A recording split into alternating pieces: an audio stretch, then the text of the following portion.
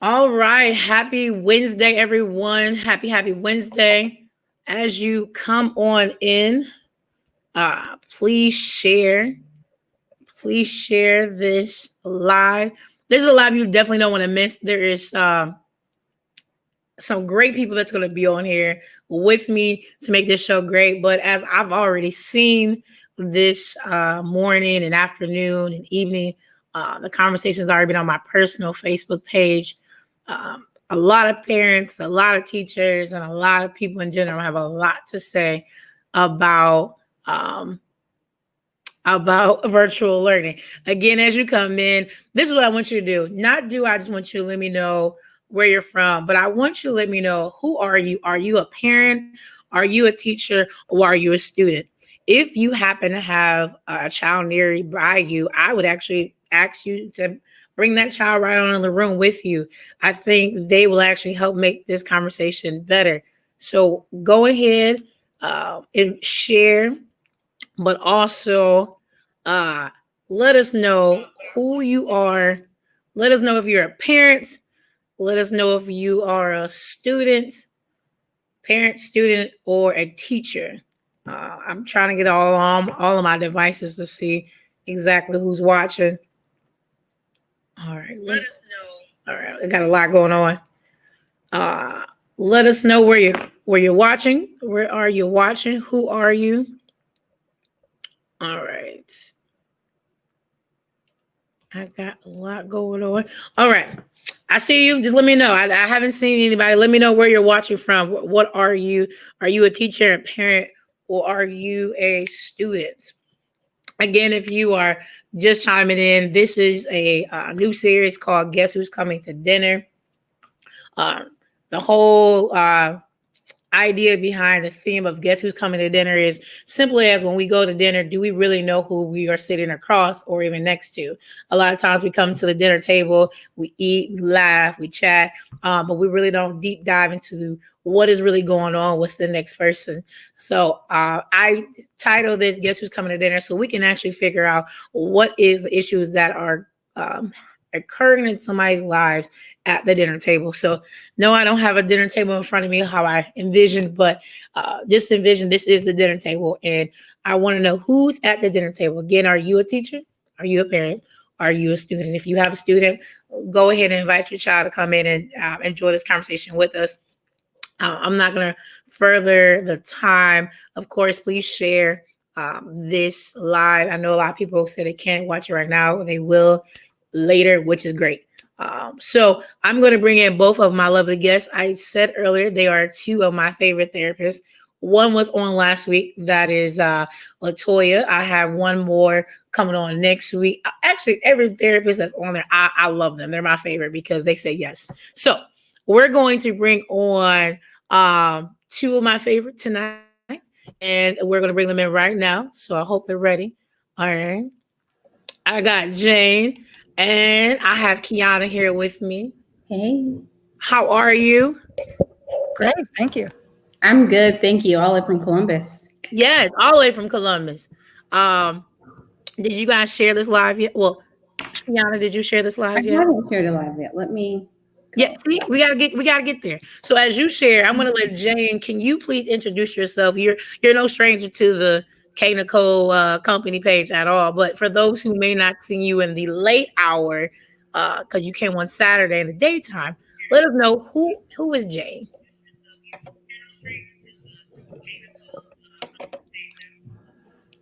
You Uh-oh. froze for just a second. I think we're back.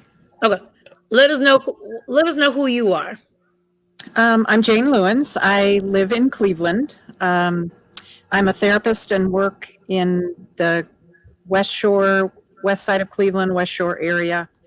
I think my claim to fame is that I have raised 6 kids and I only have just a little bit of gray hair. So I call them my silver awareness ribbons, to be aware of the challenges in life, and that as much as we'd love it to be smooth, it doesn't go that way. And so we all have to be aware of the challenges and seek supports and help and comfort and grace and compassion in everywhere we go. My practice is, I limit it to about 30 hours a week. And I work with anywhere from kids to adults, do some marriage counseling, work specifically with people who are struggling with anxiety and depression, life changes, and people who are coming out of a psychiatric hospital stay after a suicide attempt or a psychiatric stay to stabilize medications or to figure out what's the best next course of action to develop a life that's worth living.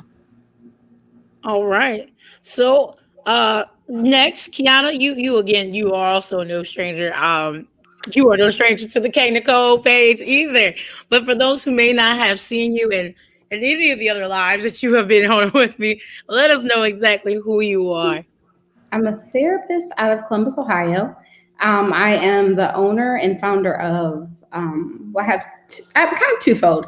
So therapy, harmonious counseling, and I take on children, adolescents, young adults, I would say from 5 years old to 99 years old.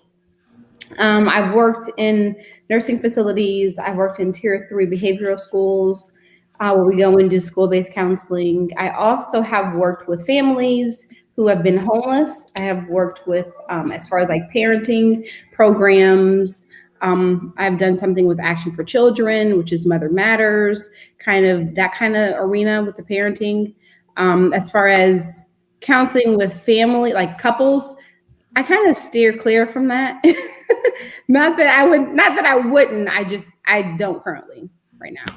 So yeah, and I'm also a youth leader at my church, at Kingdom Life Church in Columbus, Ohio. And so yeah, so kids are my thing. So, I love kids. Absolutely. So we got the right people tonight. Yeah, I think so. Yeah. All right. I mean, we got a mother of 6. Kiana, you are a mother of how many though? Oh yeah. So I have a blended family. I'm a mother of 8, right? And we have 6 grandchildren. So I biologically have 3, and then I inherited 5. So that's how we get 8. And I don't use words like step. I always use inherited or gifted kids. So yeah.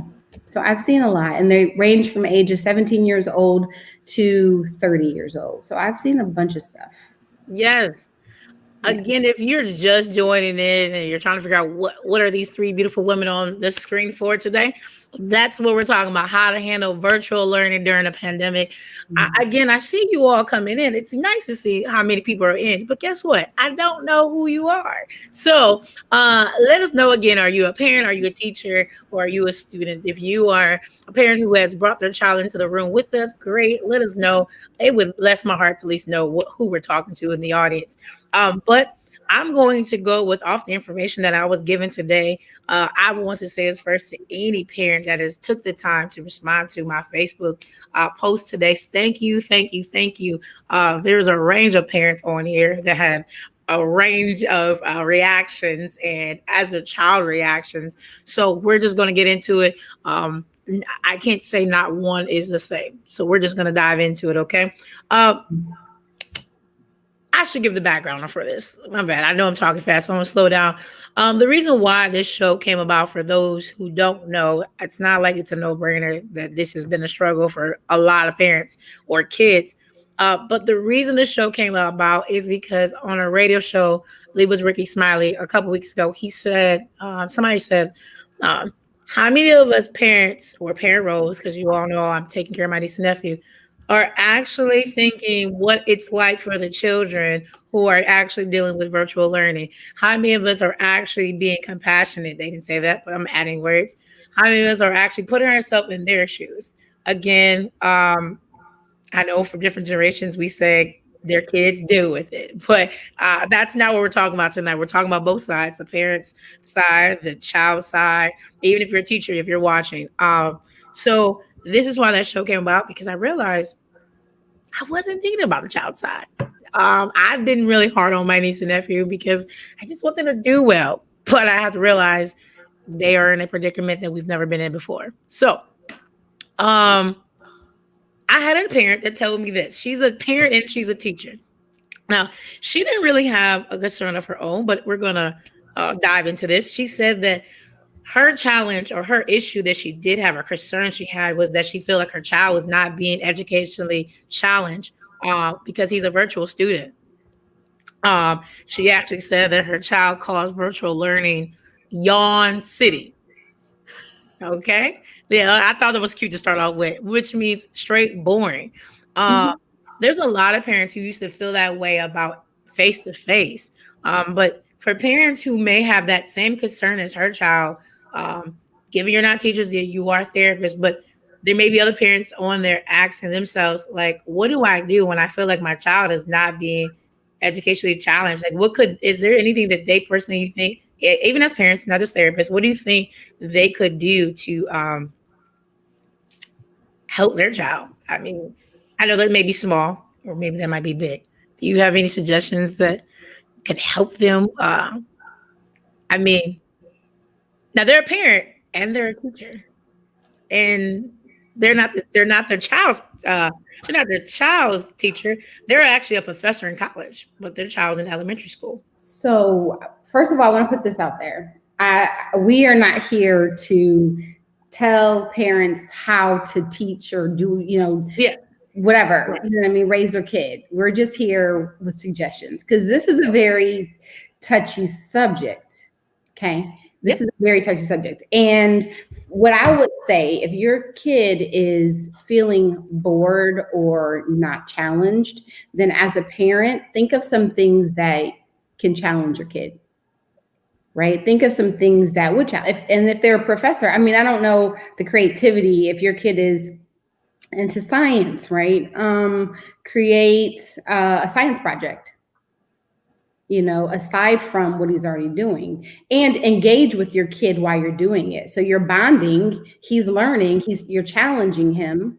It's a threefold. If that makes sense. Yeah. Challenge him, challenge your kid, put some expectations like, okay, well, this is boring to you. Then, all right, let me think of something. The one problem I had, Jane, did you have anything to add to that part or no? No, absolutely. I agree with Kiana. I think it's important for kids, if they're bored, to have them invest in what they want, what they'd like to do as well. If, like Kiana said, if there's a science project or something in history that they're fascinated by that might be connected with something they're learning in their regular curriculum, just to kind of dive a little deeper and get some more depth.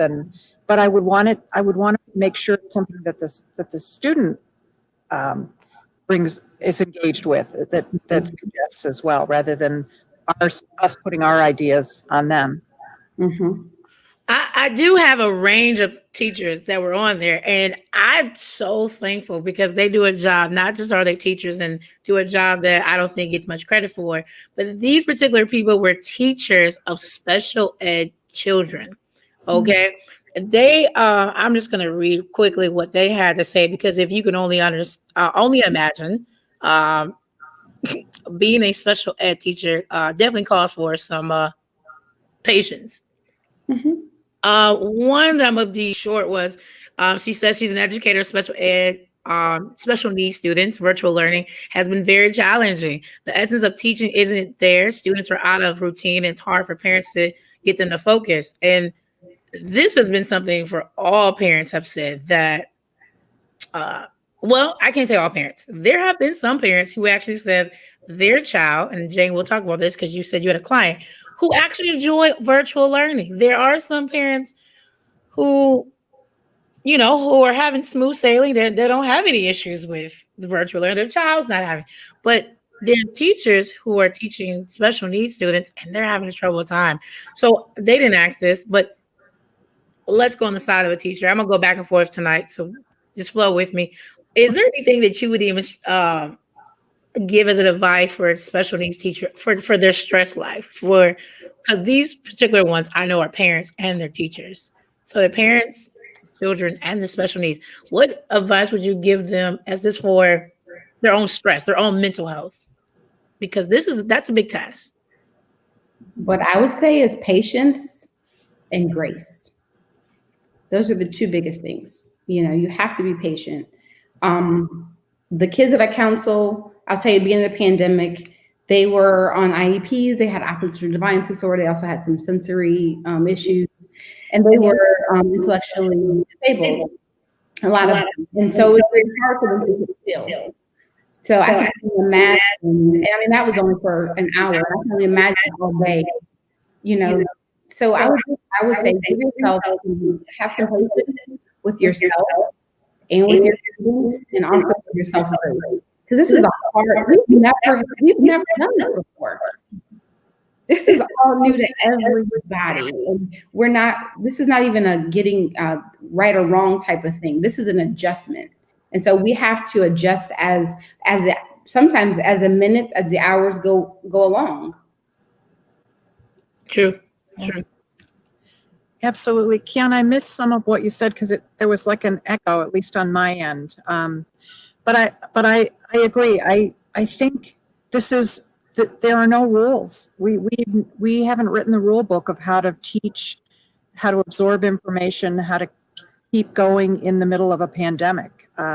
So I would tell teachers, it is what it is. You can only do what you're equipped to do, what you have time to do. And at the end of the day, put your head on the pillow and set it up so that you know you've done everything that you were able to do. There will be some kids that you can't reach. There will be things that you cannot do. But for you to know at the end of the day that you've done all you can do with the resources and equipment that you have. Mm-hmm. And trust that in the years to come, these kids will be absorbed and that their schooling will be supplemented and augmented if it needs to be to bring them up to speed. I really empathize with teachers. It's a really difficult situation to be in. You've got standards that are set by the state of what you have to teach. You have administration that has standards as well. There's expectations from parents, and you can't make everybody happy. So you have to just rest in the fact that you're doing the best you can possibly do with the resources and information that you have. And take care of yourself. Carve some time out for you. Whatever fuels you, whatever gives you rest, whatever helps you settle from the day, build that into your life. You deserve to take care of yourself. You deserve to be the best person you can possibly be for yourself and for your families and for the kids that you teach. No, that was good for both of you guys. Thank you, because I don't know if teachers are getting that.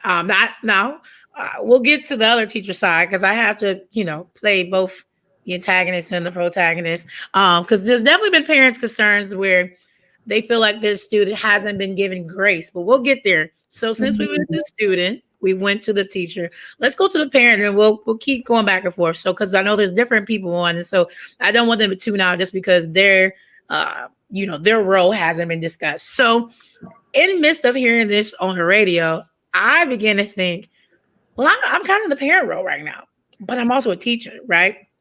Because even though they're virtual learning, let's be honest, there's only so much time they're on virtual learning, but guess who's the teacher? The parent. The parent still has to, either some parents, or I know some parents from my niece's class, they're sitting there with their kid. I'm not doing that. You're in classroom. I'm not in your classroom with you. You focus. But what do you say to the parent who's like, listen, I'm doing all that I can do. I'm talking about myself, but there might be somebody else watching but you're frustrated. You're like this, you are literally like this because you are trying to empathize with the child. And then and I'm gonna be honest, my teachers are great. They respond well. Well, let me be nasty. Let's talk about the teachers who don't respond well. And you are the parent who is driving yourself crazy and you're trying to empathize with your child. How do you talk to us? Because we are frustrated. Oh, let me add one more thing. We're the parent. We're the full-time worker. Mm-hmm. Parent, full-time worker, not responsive teachers, and we're trying to empathize with our child. Help us breathe.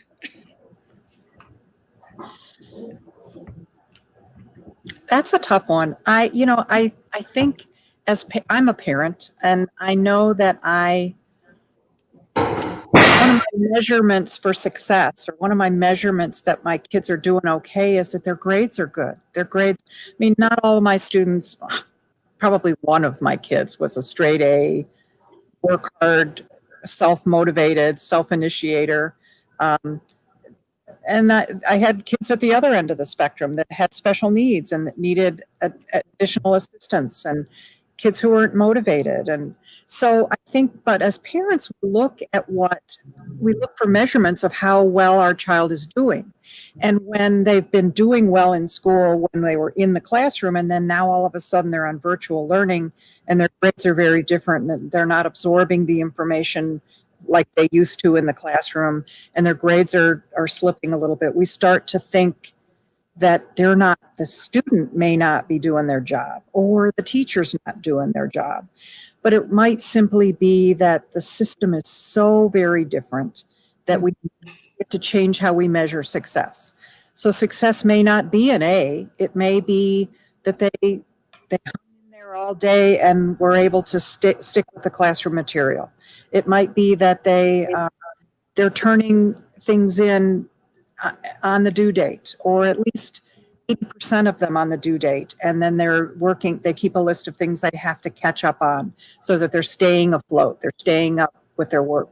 So as parents, we might need to readjust our measurement for what success, how do I know my child is really doing okay emotionally, academically, cognitively, and just adjust those so that we're not trying to be drill sergeants with our kids. We're trying to make sure that they're getting the material in their heads for later use, and they're meeting the standard that the teacher would like to see. Whew. Okay. I got to pause for a minute. And Kiana, if you got something to say, that's fine. I just want to make sure. Let me know for those who are watching, and let me know so far. Has this helped you? Let me know if I'm not the only person in the room. Let me know. I did see someone say yes, they've had a complete meltdown with their high school junior. So thank you, Dawn, for letting me know that I'm not by myself. Martha even told me, tell you guys, thank you.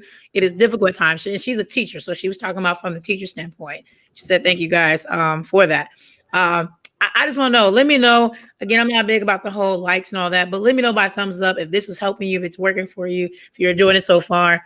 Like I said, this week, I honestly only have questions, and I'm going to sit and listen because I need help like I do. But in this area, honestly. But Kiana, what were you going to say? No, I was going to say, I think it just goes back to grace. And having grace and patience for yourself. Because you said something, how do we help parents breathe through the situation? Yeah. That's the whole thing, breathe. I mean, seriously, walk away, breathe, right? So we're having a meltdown because, your child isn't doing what they're supposed to be doing in school. Okay, we know that they can do that even if they're at the actual schoolhouse. Right? You don't know what they're doing when you're not around. Their report card says they're getting A's and B's, right? But that doesn't necessarily mean that's their behavior. So please, if you have work, if you're the caregiver, full-time caregiver, you're going to work, you're a single parent, just breathe. Take a break. Like I know education is very important, right? But this is the world. Like there's so much. Like, take a breath. I think Toya was talking about being mindful, right? When you get so overwhelmed and so on and so forth, take a break and the road. Slow down. Like, okay, what are you doing? You got to get up, right? Kiana, yes. You hear me?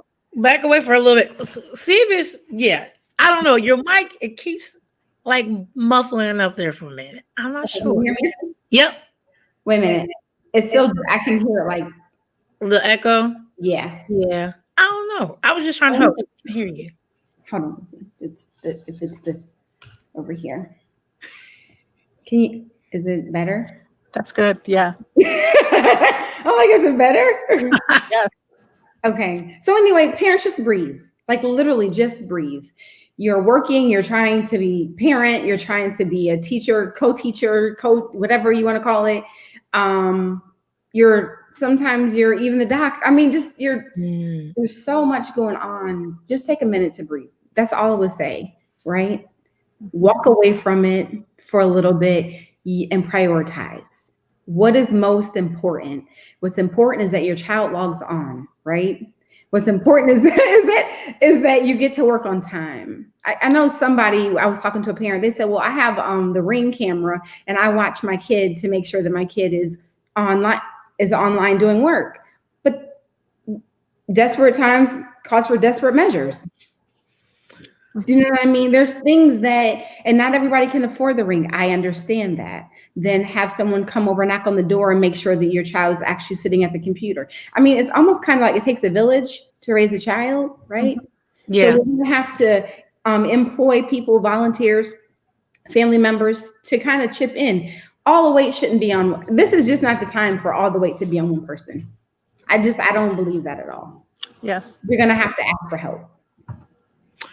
Well, you know what? I appreciate people who are already engaging with us. I mean, listen, there were people on my page. I appreciate you all. I don't take that for granted. I want to bring this concern up because there's somebody's watching, and so let's see if we can help. We can offer some encouragement. They're saying their son is literally, trying to adjust. Their son is in tears because their grades are failing.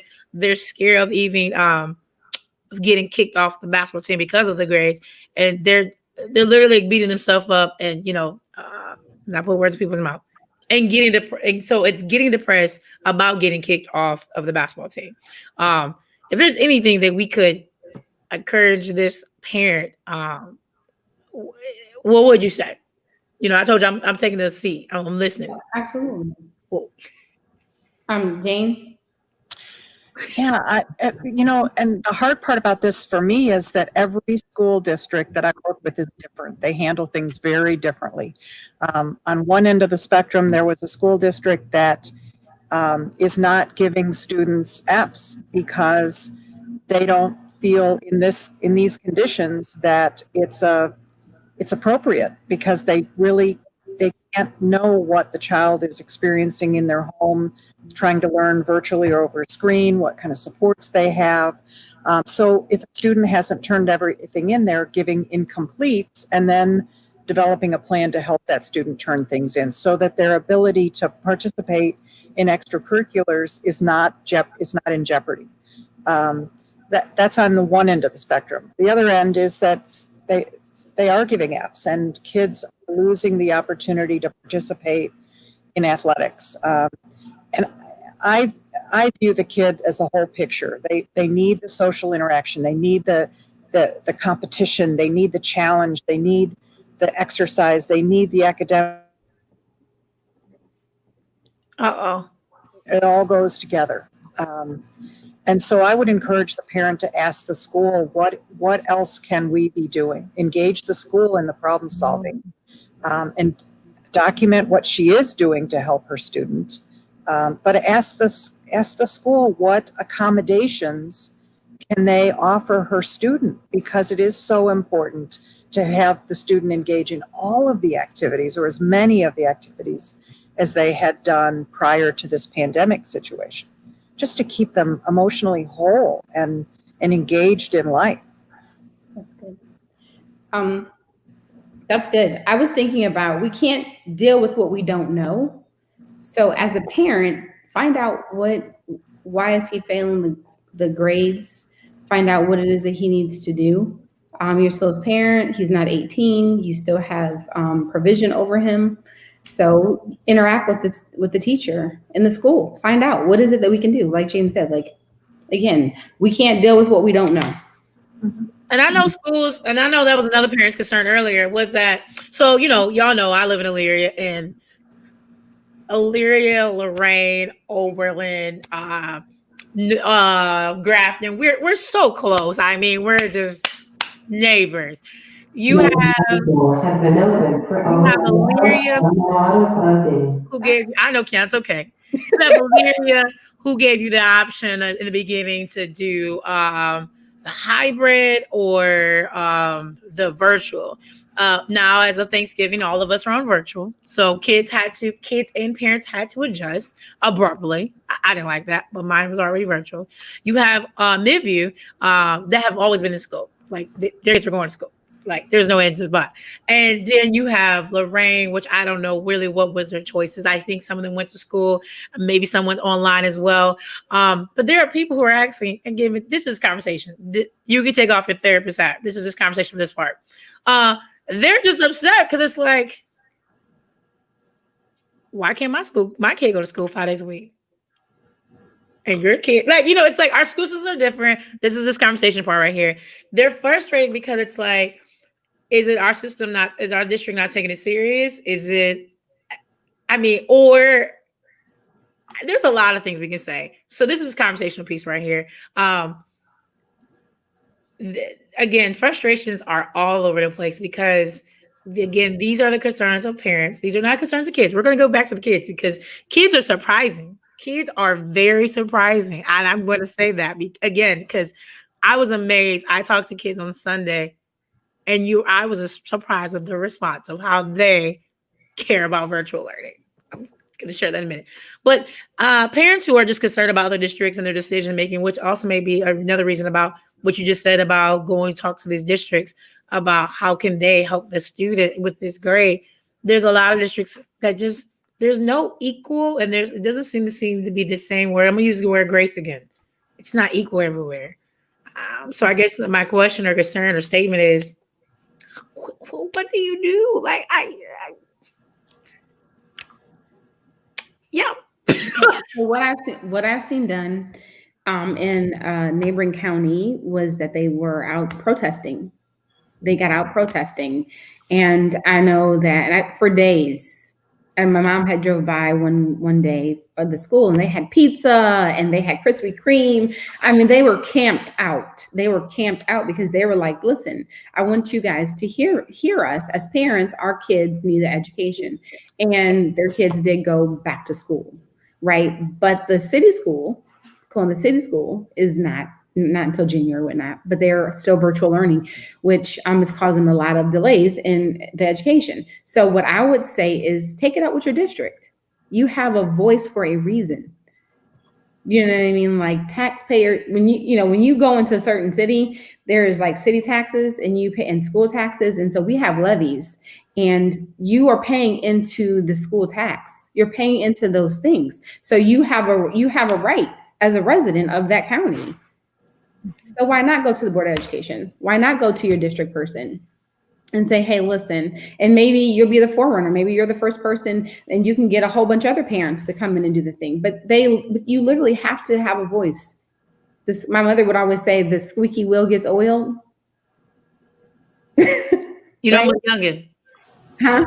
I'm a youngin'. I don't know that saying. Well, yeah, the squeaky wheel gets oiled, but it does. You know what I mean? Like the squeaky wheel gets oil. The more noise you make, you draw attention to yourself. So draw attention to yourself. And I'm not for, violent protesting or anything else that. But if you have something to say, I am an advocate. And if you have something to say it. Right. In a respectful manner. Yeah. No, and I appreciate you saying that because nothing's going to get done if we don't talk about it. And I'm not beating up schools or I'm not beating up school districts. I'm just stating because there's been plenty of, I'm not going to harp on it long. I'm going to just say this. There's been plenty of school districts going back and forth though, like, hey, you can't play sports here, but you can play sports here. It's like, is COVID different over there in this county than it is in this? Come on, people. It's just weird. But I'm not going to harp on it. I do want to go back to the kids side. Let's go to the kids side. We're talking about kids, and let me let you guys know those. I cannot make this up at all. On Sunday, I was privileged to talk to like 12 to 13 kids, right? And about half of them, if not more, said, guess what? I'm cool with virtual learning. I was like, really? Like, I don't do well with I don't like online classes as a college kid. But there are some kids who love virtual. Have you guys have clients that haven't? Well, Jane, you've talked about it. Can you tell us why does your client love virtual learning? This is a junior in high school. She's very, I call it introverted. She just really, she likes things not to be people-y, she says. She likes to be just by herself or with one or two other people. She likes things quiet. She doesn't like the hustle and bustle of the halls of the high school. And it was like that before COVID, but she managed it. It was very stressful for her, to the point where sometimes she'd have to check out and go to the restroom or just go down to the guidance office and just breathe, because the hustle and bustle and noise and confusion of the halls and the learning and the stress was overwhelming to her. So now that she's home, she can kind of set her own pace. She can regulate the noise levels. She can work in a quiet environment. She turns things in. She can email her teacher when teachers when she needs assistance. And she said to me, if I could graduate doing virtual learning, finish this year and my senior year, she'd be happy with that. Because it fuels her to have her own thoughts and be in her own space and where she's comfortable and feels safe. She feels like she learns better. Some kids who are getting Fs are actually really thriving at this virtual learning. I've heard certain kids have pulled their grades up, for whatever reason, they enjoy it. Mm-hmm. Whereas other kids are struggling. I think it's different for everybody. Yeah.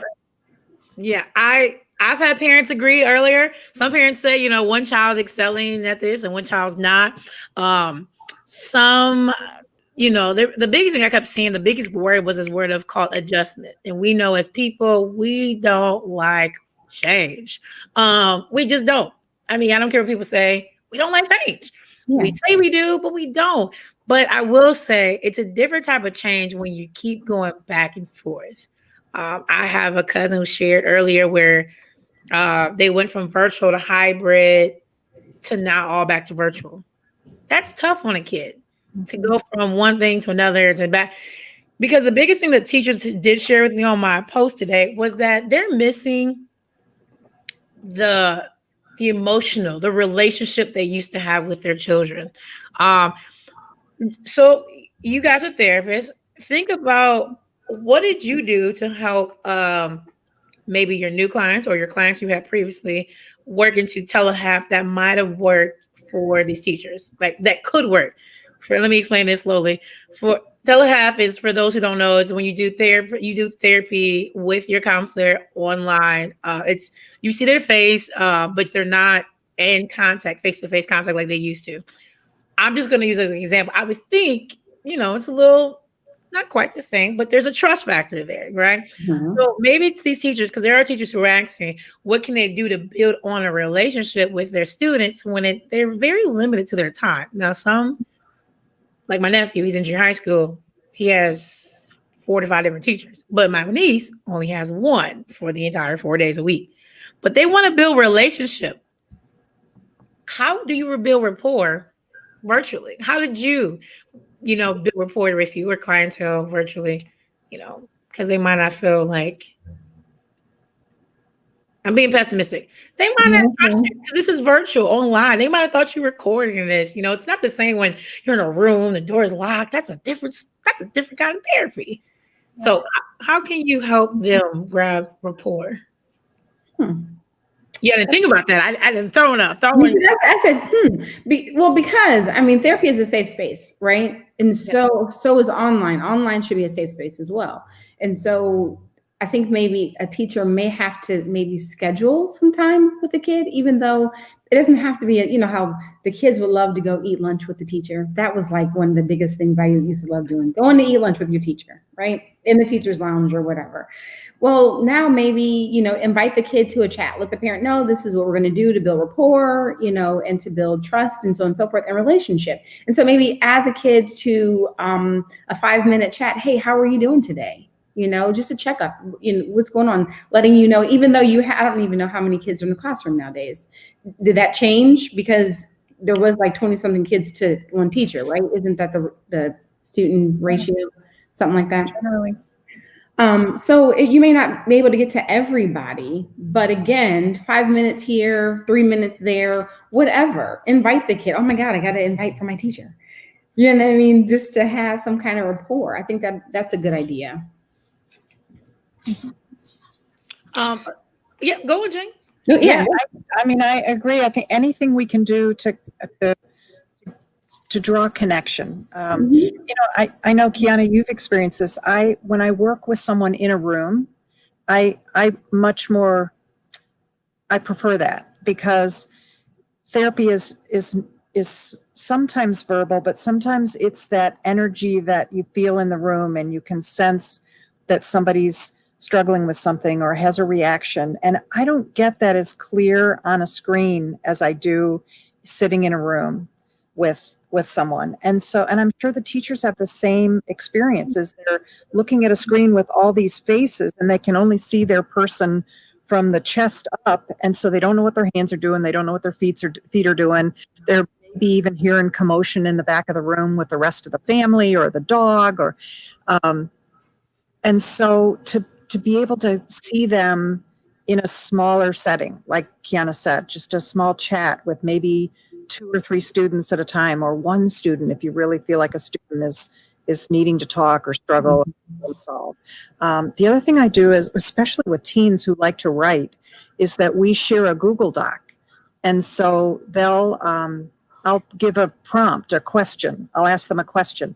And I tell them, if it doesn't strike anything, it's not homework. You don't have to write if it doesn't strike a chord in you, just ignore it. And write something to me that you're thinking about, or don't. But the Google Doc can open up an exchange between the client and myself about things that they're thinking about on a Tuesday night, and we don't have an appointment till Friday. So it kind of keeps that connection going for the students to have a classroom Google Doc where they're all talking about what's going on and how they're feeling and what's happening in their house, or what's difficult for them and what's easy, so that there's an exchange of information amongst the students and the kids, because they can't really do that in a video situation in a classroom, because they're trying to get the academics down. They can't talk to each other. Some of the school districts have allowed students to do small groups. They've done extra book study groups, projects, which is kind of helps. It gets kids connected and have a chance to just chat and socialize, as well as getting their work done. Now, I have 2 big things for you guys. I don't want to forget. So I'm just gonna blurt them out. So one of the things is, we're gonna go to the second, but I'm gonna say it now so I don't forget. Brene Brown, she's an author. For those who know, she talks about shame a lot, vulnerability. I'm reading a book right now about imperfections, and I have to say, she said something that I have to say tonight, and I think goes inside what I was going to say first, which is, when I heard this radio topic again, I went on a tangent. I kind of told y'all both I went on a longer tangent than what it said. They basically said, what was our perspective? Have we ever thought about the kid's perspective? And I thought about, what? It must suck a little bit to be a kid for a minute in this time age, because kids who did like school, kids who liked to like school was their outlet, right? Mm-hmm. They ran from home issues to go to school.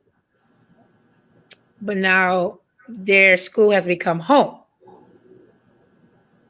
And now they don't really have an outlet. The outlet was from home to school. And some who didn't like school, their outlet was home. But now home is not home and school is not school. Home and school have become one. Mom and dad are not mom and dad. Mom and dad have become principal and teacher. And it's like, well, where am I? And so I guess I can tie this all together in one. Brene Brown said something today, and I think, that's all, is that we as people want to feel seen, want to feel heard, and we want to feel valued. And I feel like kids have kind of lost their identity of who they are, because now, like, they don't have mom as mom, because mom is, maybe you might have the mom who's kind of like in your face, Or you have a mom who's busy at work, she's trying to provide, yet she's trying to be helpful to you, or dad, whoever it is at home. And then they don't have schools, they don't have a social life. And so it's like, I'm not being seen sometimes. I'm not being heard. And I don't really know if I'm being valued by my teacher or my parent, you know? So it's like, for them, what can both sides? Because I think we as parents, we need to figure out, how can we make our child feel seen outside of just being a student? Yeah. How can we make them feel heard? How can we make them feel valued? And then on the flip side, the kid that says, I don't feel valued. I don't feel seen. I don't feel valued, whether at home life or the school home life. Like because they've lost it. They don't have what they had. They don't have their outlet anymore. They don't have the home to run to or the school to run to because they have merged into one. I think that's why when you were saying that, I started laughing to myself, because I think that's why my clients like coming to see me, because I see them and I hear them and I value them. So that is right. So in session, right? And they're all those things. And so when you're at home and you don't have that, parents have to be intentional.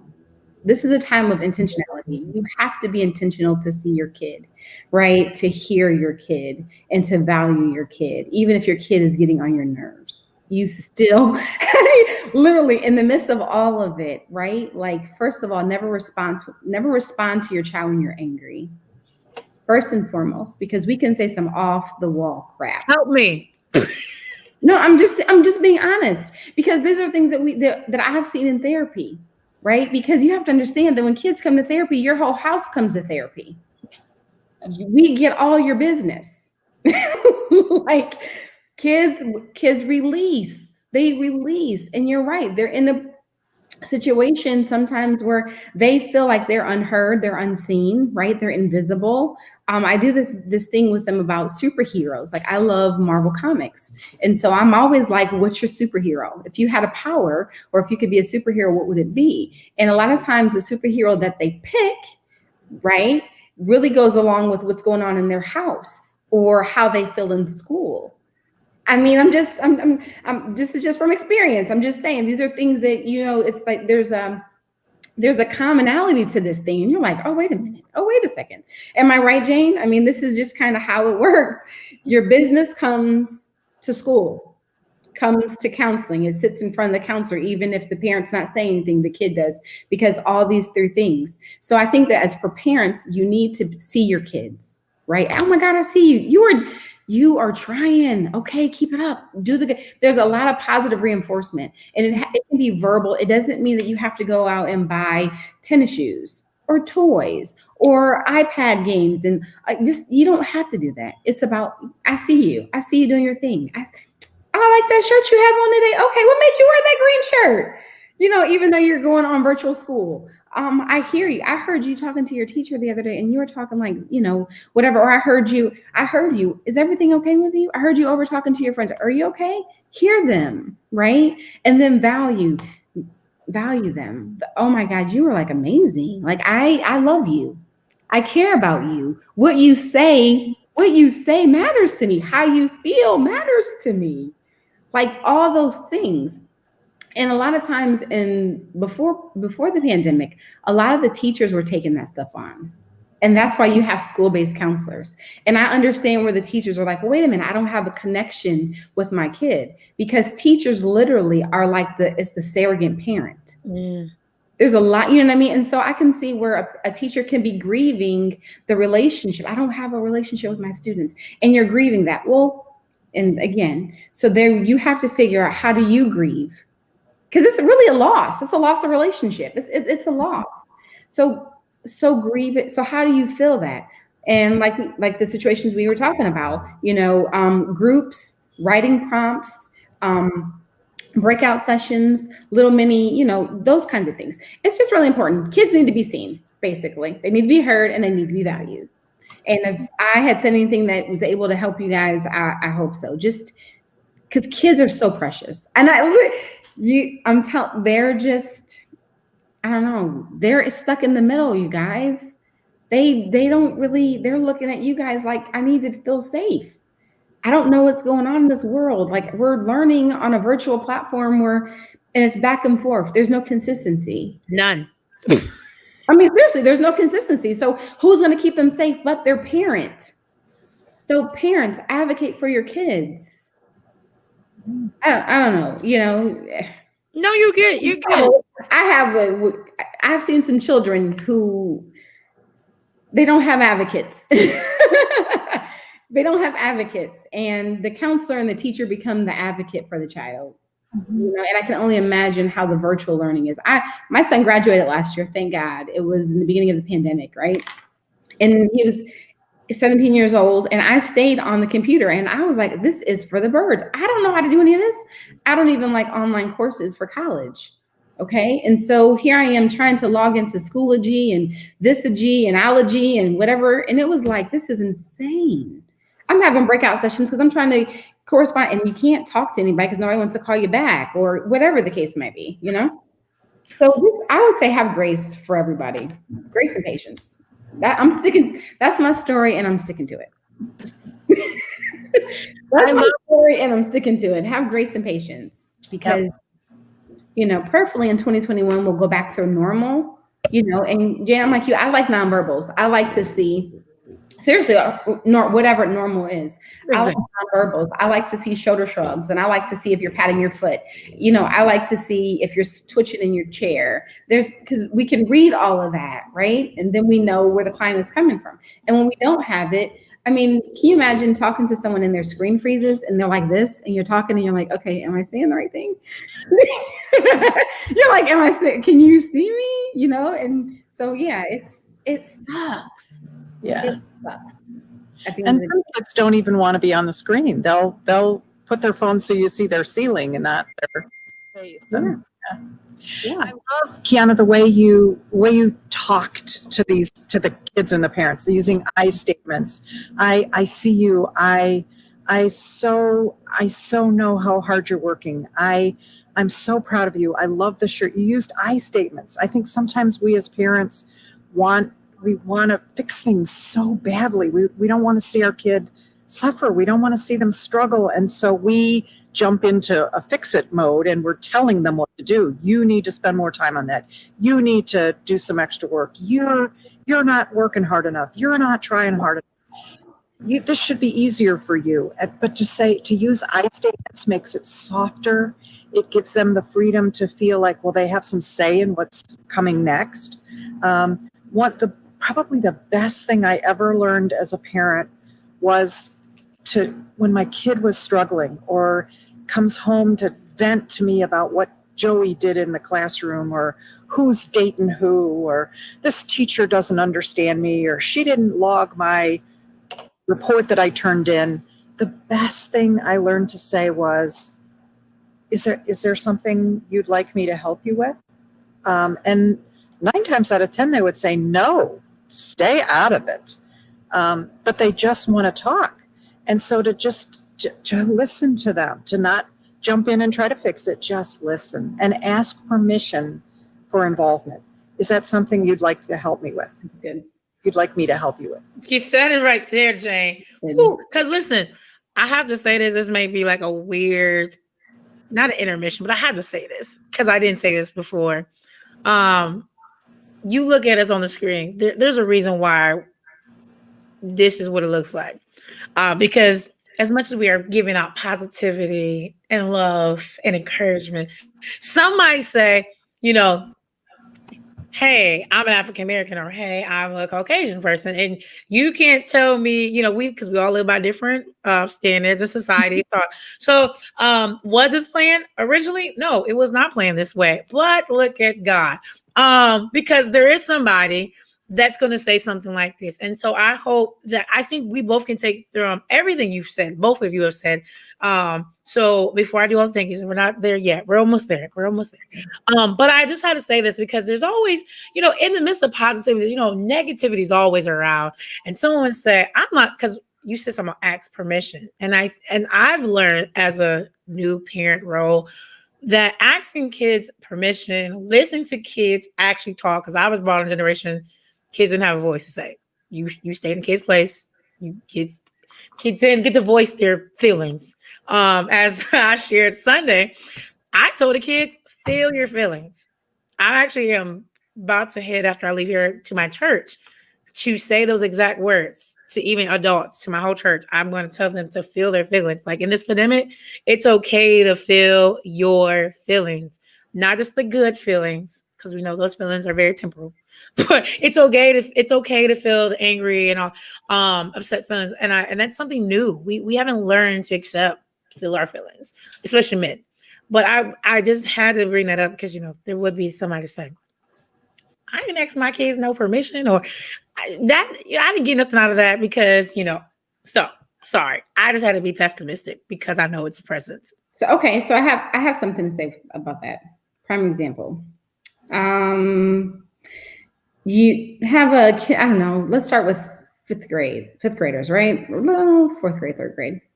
And have an issue. And you're like, no, I'll do it. The parent's like, no, the parent's like kind of like authoritative. I'll do it. I'll do it. I'll make sure. I'll do it. So the kid's like, I got this paper. He's like, oh, no, I'll take it, right? So you're stopping, what you're doing is you're interrupting the child from verbalizing what's going on inside, right? So we're talking about elementary school. So now let's get to middle school, okay? Again, well, because through growing up, you can't talk because your mom's going to talk for you.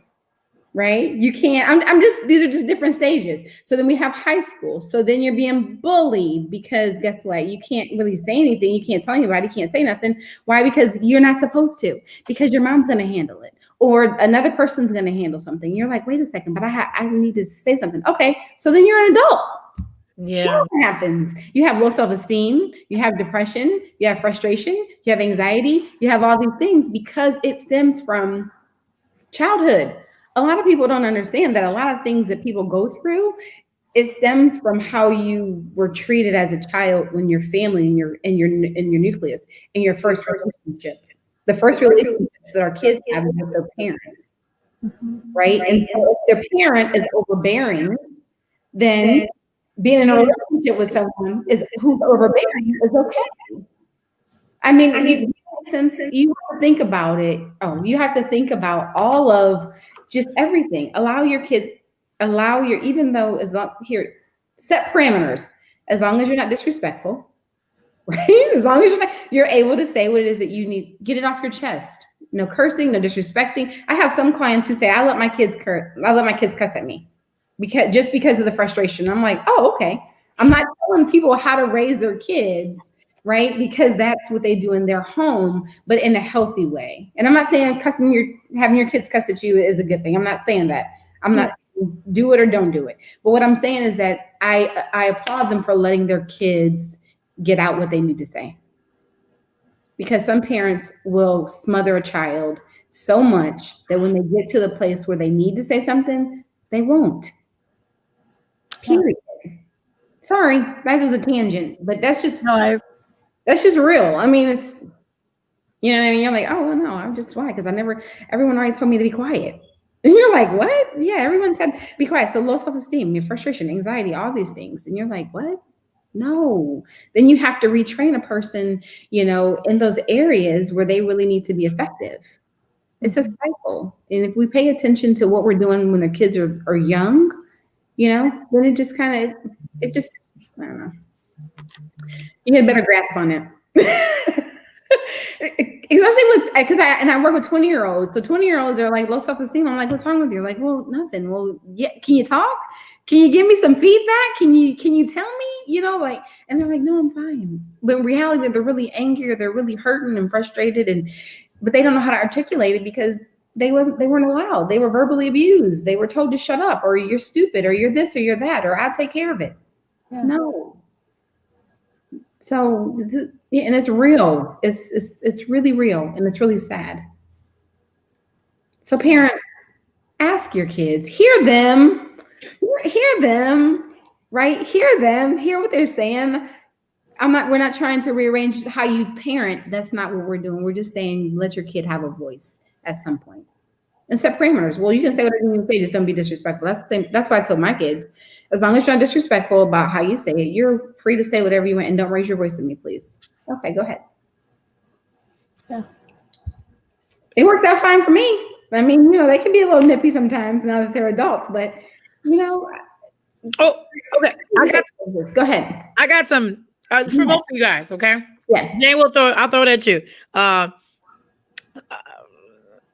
It's a lot. So one, Tierney, I appreciate you. Tierney's going to be on with us. This is a plug. She'll be with us on December 30th as we talk about how to look into the new year with a new mindset after dealing with the pandemic. But she said, you're so right. Children learn helplessness because a parent takes over, then the child waits for someone to speak for them. But that's not the part for Jane. Jane, somebody says part of the issue is that some teachers aren't creative enough or excited enough to teach online courses, which could be really true. And they said that, she said, my son and daughter have complained about their college classes, which is where I was going with this. As extremely boring. Imagine how younger children feel trying to learn how to express themselves in online classes while trying to pay attention. Now, I know we mentioned earlier about being boring, but let's talk about college for a minute. Because I did have two people, and I'm slowly wrapping this up, but I had a friend who's in medical school. Yeah, you see your eyes? You saw that, right? Mm-hmm. She's in medical school. And she said online school is like, let me not lie. Let me get her exact verbiage is what she said. I know she said, she's a student. I am not a fan of virtual learning at all. You do way more work. And I've heard this from high school too. You do way more work and you don't learn as much as you would in person. She said that they also do a hybrid style, but it's just not idealistic for college. And even especially a med student. Mm-hmm. I'm gonna give you one more. I'm gonna compound this all with all these scenarios, and they're kind of close to the same. I have a young girl that I know. She lives in Michigan. This is her senior year at that school up there. She's a Spartan. And she said, she liked online school. All right. But guess what? She realized that teachers were once again, kind of like the med school to say, they're just giving out work, right? They're giving out all this material, but there's no help. The one thing she added was she no longer has her help rooms. She no longer has her tutors. Office hours are probably limited. She just put office hours, but they're probably limited. So if you compound, I know we talked a lot about little kids and like junior high school and high school, but let's kind of end it out for a minute about college kids. It's a lot different for them. I know I kind of threw a lot at you. College kids, I feel like, have a harder time because they're adults, right? We told her they're adults and deal with the real world. The real world was never a pandemic. Yeah. What would you say to them that are trying and trying to thrive in this unknown yet I don't know, uneasiness? Because if you don't have a teacher who's really creative, you don't have a teacher that's really present, and then they just keep throwing stuff at you expecting you to learn. It's like, I pay my tuition for me to teach myself. I'm just saying, I'm sitting, you go. I'm taking a seat. Yeah. So, I think there are no rules. This pandemic came up on us we had no preparation time. Students sitting in a classroom that's learning college material, or actually sitting in their dorm room maybe, or their home, learning in a college level environment. Probably it's strictly lecture. There's not much interaction because the classes might be bigger. And so I always tell kids, you only can control so much in your life. You can't control the fact that the teacher just wants to read material from his notes, or her notes.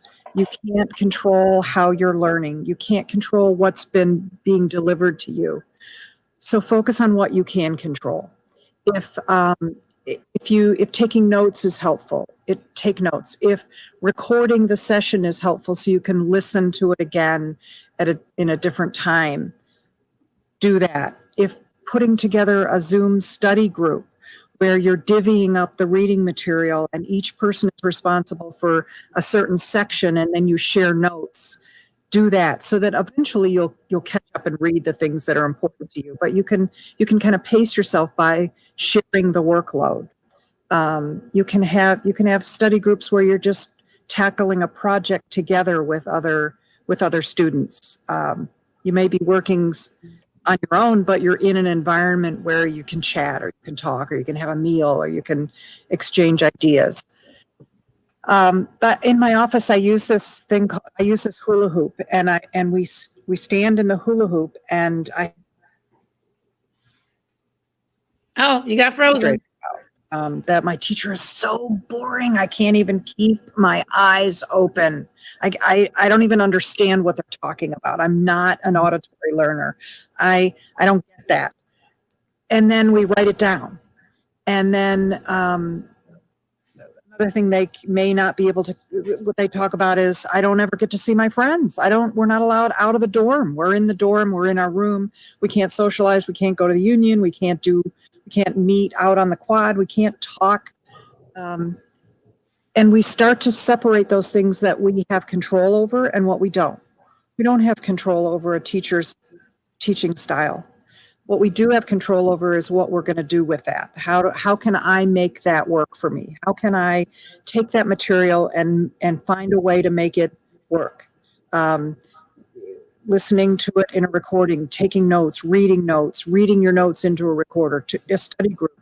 We have to focus on the things that you can control and let the other stuff go, because you're wasting energy that you put into your study trying to fix something you can't fix. You can't change your teacher. You can't change the syllabus. You can't change how they manage the classroom, but you can change your learning environment. You can change how you tackle the material. Thank you. That's Well, good. listen, I got one last question statement. It's more of a statement, a scenario of somebody personal. So I kind of need y'all to think really good, dig deep into your look, I'm trying to be. No, honestly, if you could look at someone in the mirror, there was someone that they asked me to pray, and I believe we can do that on our own too.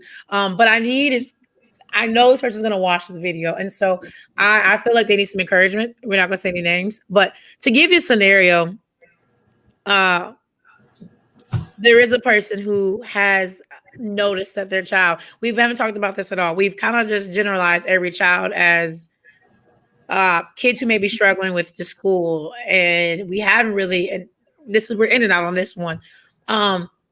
We haven't really talked about kids who may be depressed, really. We haven't talked about kids with mental illness. We really didn't do that. But, and I'm not calling, let me make sure I can say this.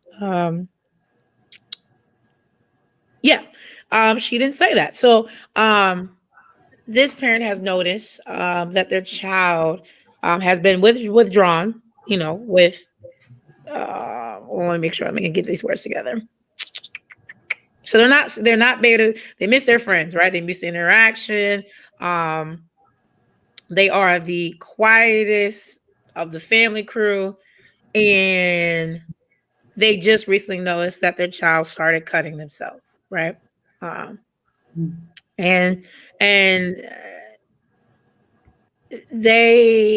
Jane, I can say this not being anything but being me, they worked in the field, kind of how you might have felt with your son Micah.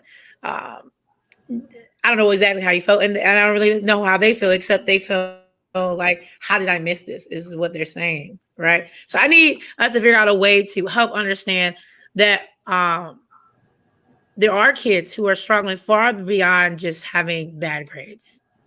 There are kids who are that are experiencing this pandemic way worse than just, hey, I can't see my friends, but yeah, I'm still FaceTiming them. There are children who have mental illnesses. There are children who they're finding other ways to relieve their stress. And whether we say it's healthy, it's not healthy. The question I have, or the statement, or what I'm asking right now is for you to look in this camera, both of you guys, one can do on both, you can do it on both sides, to encourage the mother, to encourage the child, and not just them two, because there may be somebody else who didn't say this to me, but they have a child too, who may have a mental illness, who may be doing well in school, but yet they're expressing their emotions of this pandemic a different way. I know it's a lot. Did you guys? It's good. We're good. You guys. I follow, Jeff. So, what do we say to that parent? What do we say to that child? To the child, I would say to keep in mind, to focus on a daily basis, maybe even minute by minute, that this is a season in our lives. This isn't going to last forever. This is a season that we're going through, and to ask for those things that you need. If it's a hug, if it's a sandwich, if it's to watch a TV show, if it's to call somebody, if it's to scream, if it's to throw eggs at a tree, ask for the things that you need. Speak, just always reach out to somebody and just say, I can't put into words what I'm feeling, but I just need to be with somebody. I just need to hang out with somebody. I don't want to be alone. I'm so frustrated. I'm so angry. I'm so sad. I'm so embarrassed. I'm so whatever it is that they're going through. And to take one day at a time. That's all you got to do is get through this day. And you'll eventually get through this season. To reach into to the community, reach into the friends, reach into the people that you know, keep reaching out, keep asking for contact, for connectedness. This day might be horrible, tomorrow might be horrible, but that we will get through this, and you will have an opportunity to build a life that you want, that looks good and feels good. And will allow you to do the things that you've always wanted to do that you can't right now. Kiana, you have anything? I think we can't hear you. we can't. I think you muted yourself. I did mute myself because my dog was back here snorting, so I wanted to. So yes. So did you say that the mother is in the field of therapy, or is it she a therapist or mental health? Mental health. Okay. Okay. So what came to mind is that to talk to the child is that you're so bigger than the pandemic. The pandemic is not going to be forever, right? It is here, and this is what we're dealing with, but it's not going to be forever. And so I would say, instead of cutting yourself, right? Instead of doing that, to focus on some things that you love, things that you like, right? To dig deep down inside, because you don't want to hurt yourself. Because if you're hurting yourself, then you're going to limit yourself to being able to do the things that you really desire to do. Just be encouraged. You're so bigger than the pandemic. The pandemic is in the meantime. It's in the meantime. And a lot of times we can get stuck in the meantime, and we can become hopeless. We can't see past tomorrow. And I would say to remember when you wanted what you wanted to be when you grew up.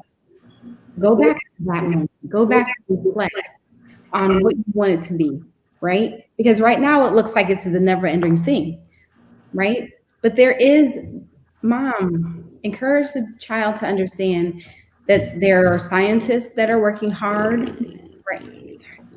There are scientists that are working hard. Can you hear him? It's all good. Okay. There's going to be a change. Things are going to change. So just be encouraged. Okay? Yeah. Just be encouraged that you're so much bigger than the pandemic. Yeah.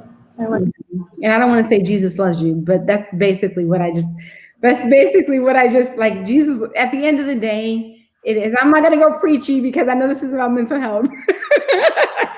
But literally, you're so bigger, you know. I just need to go preachy really for 1 second. I'm sorry. Is that okay? The word says that the enemy comes in like a flood to kill, steal, and destroy, right? And you have to understand that you are bigger than this, right? It's only here for a season, for a minute. This is brought upon us to make us distracted and to destroy our hope. But if you have just a little bit of hope, get the hope from your mom. If you have a little bit of hope, you can make it through. Every day, get up and talk about what you're grateful for. Gratitude. Just say thank you. You know, find something deep down inside of you that's going to hold you. The promise, your promise, my love, your promise that whatever you want, whatever God has put inside of you, placed inside of you, will come to pass. That's it. That's all I'm saying. I don't need to be churchy or anything else like that, but because You gotta be you. That was you. Listen, mental health and spirituality to me is all connected. It's intertwined. You know, and some people may not believe that, but that's something that I stand on. That's what the word says. We talk about, you know, renewing our mind every day. That right there, and that's a lot. We lose focus. And so if she can just muster up, just remember remember things how were before the pandemic, right? But that's all. Well, I'm gonna because I said I was gonna be gracious and I was gonna be kind by letting you go. So I'm going to both say thank you both, Kiana. Thank you, Jane, for getting on and being with us today or tonight. I knew this was going to be difficult, you know, there's so many layers of this and we didn't get on every part of it. I hope the people that were on tonight, they got something from it. Again, those who were on, please share. I know a lot of my friends will be watching the replay of this because, again, they had something to do exactly at 7 o'clock. So I just want to plug in the next couple of weeks and I'll let you guys go. Next week, I have Shelly Mathis coming on with me. She's a therapist here in Elyria.